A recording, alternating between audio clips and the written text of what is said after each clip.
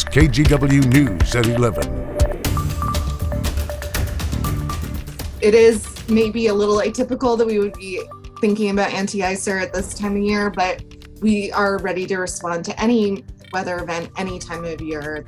PBOT crews at the ready tonight as an April snowstorm rolls into the region.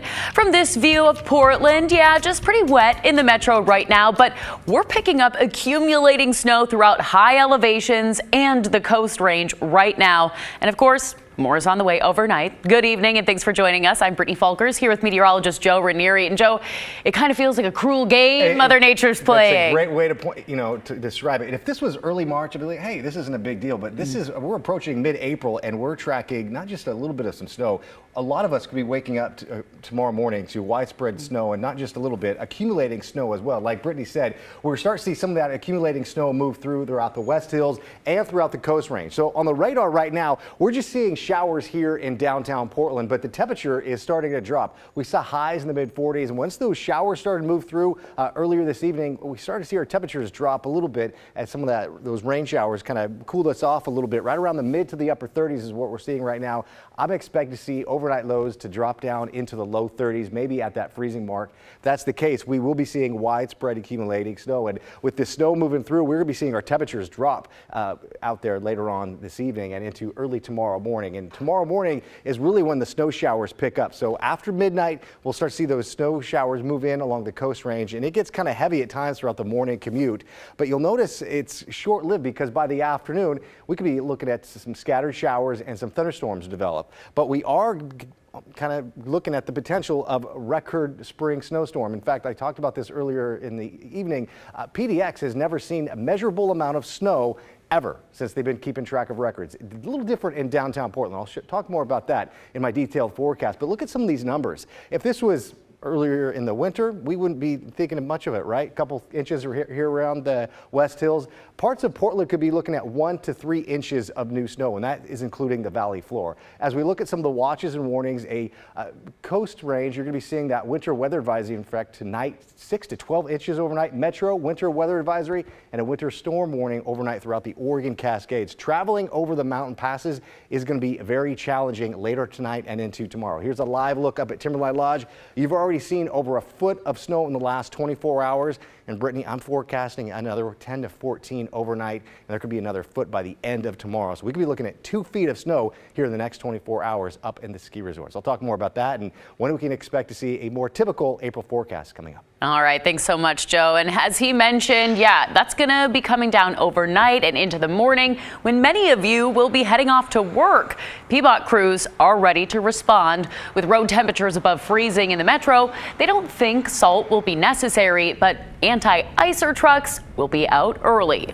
Check the forecast both of where you are and where you're headed, because this is an elevation related event. And so the conditions that you may find outside your door in the morning could be different from where you're heading when you get there. And we all know about those trouble spots. You know what I'm saying, Sylvan Hill. And yes, if you do not have to drive, PBOT says that it's just best to stay home. If you do have to drive, though, take it slow and use extra caution, especially in those higher elevations. The Blazers are celebrating a bittersweet moment. The team's founding broadcaster, Bill Schonely, retired tonight after more than 50 years with the organization. Galen Etlin was at tonight's send-off from the man behind the microphone, the same night as the Trailblazers' last home game of the season. And Galen, Schonely is really a Portland icon. Oh, yes, and he's a voice heard across Oregon, across generations, really, Brittany. Bill Schonely, he's one of those people that without him, we wouldn't even have the phrase Rip City like you see behind me. It's everywhere around the Moda Center. Fans know it well, and they know him well as well. 52 years of history with the Portland Trailblazers, and that's a legacy that runs deep. Rip City, baby. He's the man who coined the phrase. It's a slogan, catchphrase, rally cry. Action from 15. Bill Schonely started play-by-play for the Portland Trailblazers in 1970, hired by team founder Harry Glickman. Wanted to give it to a local guy. Rip City. He called more than 2,500 games. That catchphrase coming about when the Blazers turned a rough game around with a successful half-court shot. And I guess I was going to say it ripped the twine or something, but I came out with Rip City, all right. And look what happened. He has been part of every Blazers moment, even announcing when the team won the World Championship in 1977. Good evening, basketball fans, wherever you may be. And on Sunday, fans cheered again, this time for the man who has given them that energy. Far and away the most popular person in Oregon. It was Shanley's last night before retirement at age 92. The organization produced this video send-off. He's the most tremendous man anyone will ever meet. Anybody that tuned into the game immediately knew how the game was going for the team by his tone. How you doing? All right. And from Damian Lillard Toyota in McMinnville. Help you celebrate this evening by handing you the keys to this brand new RAV4. A token of gratitude. I'm at a loss for words. Yeah. Long time no talk. And for Shanley, Now it's over. it's a bittersweet goodbye. I have done many, many events such as this, but always for somebody else. And to have it happen for me, thank you very much. There were many great Blazer moments. A voice that will always be remembered. Wherever you may be, this is Bill Shanley. Rip City.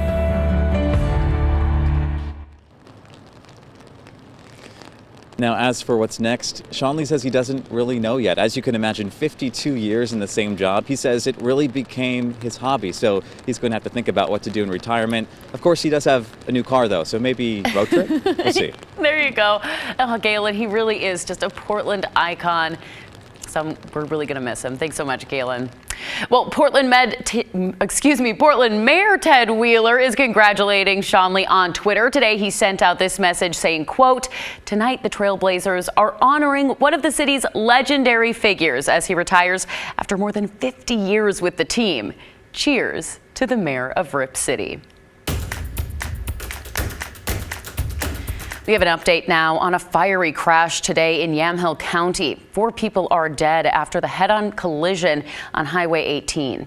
It happened around 11:30 this morning. Oregon State Police believe a car with 4 people inside crossed into the other lane and hit a motorhome head-on. Both vehicles caught fire. All 4 people in the car were pronounced dead at the scene. The driver and passenger in the motorhome were not hurt. Around the same time, another deadly crash was reported east of Eugene. It happened on Highway 126 around 11:44 this morning. Oregon State troopers say 18-year-old Colton Rise of Monroe was killed. Witnesses say he was driving down the highway when he tried to pass in a no-passing zone. He crashed into a Toyota and was killed. The 4 people in the Toyota were sent to the hospital with minor injuries. Tonight, a dangerous new phase of Russia's invasion is underway as Putin's forces prepare for a fresh assault across the east. Satellite images show an 8-mile column of Russian tanks and artillery amassing near Kharkiv, a city already going through intense fighting.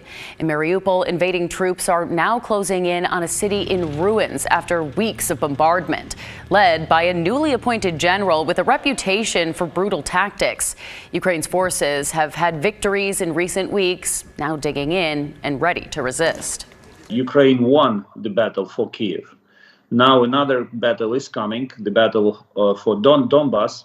The timeline is crucial. Every day matters, and things must be supplied on a daily basis to strengthen our defense capability.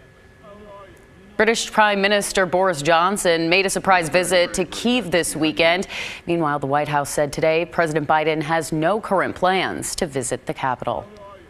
More than 10 million people are already thought to have fled their homes in Ukraine because of the invasion. According to the United Nations, more than 4 million have left and another 6.5 million are believed to be displaced inside the war-torn country. People here in the U.S. have been trying to help loved ones, and that includes a family from Oregon City. Crystal Kumwe shows us how difficult it is to get people trapped in Ukraine to safety. This is video recorded from my aunt's house in Lviv. Yulia Paluk lives in Oregon City with her dad. She was born in Ukraine, where many of her family still is. My mom, my sister with family, she has 2 kids, my brother, and I have many aunts and uncles and my cousins. They still living over there. Here's another video she shared from her aunt, where you can see plumes of thick black smoke rising in the distance. It's just a lot of feelings are fighting in me. This is pain. Relations between Russia and Ukraine have been hostile for years. Because of that, Yulia says, as permanent U.S. residents, they've been trying for a while to bring her mom and brother here. My dad, he applied papers for them, all documents from 2018.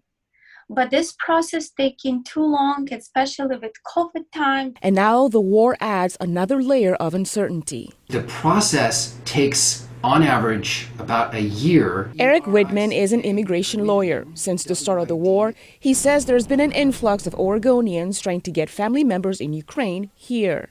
So what used to take maybe 12, 14 months likely could expand to a year and a half to 2 years, unless they dramatically ramp up staff at U.S. embassies around the world. Last month, the Biden administration announced the U.S. would accept up to 100,000 refugees fleeing Ukraine. Yulia hopes this announcement is the push needed to ramp up the process to bring her loved ones to Oregon City. I believe in miracle, because we want to see our family here. Christelle Kumwe, KGW News.